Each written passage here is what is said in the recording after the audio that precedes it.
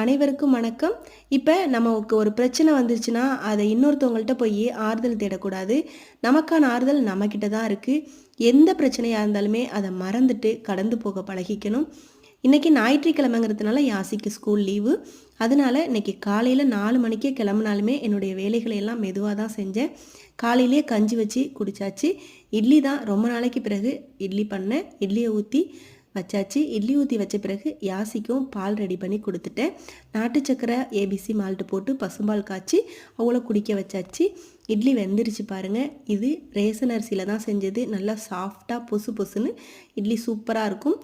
இட்லியும் ரெடி பண்ணியாச்சு. இட்லிக்கு சைடிஷாக சாதாரணமாக தக்காளி வச்சு ஒரு குழம்பு தான் பண்ணியிருந்தேன். தக்காளி குழம்பு இல்லை குருமா என்ன வேணாலும் சொல்லலாம். ரொம்ப சூப்பராக இருக்கும்.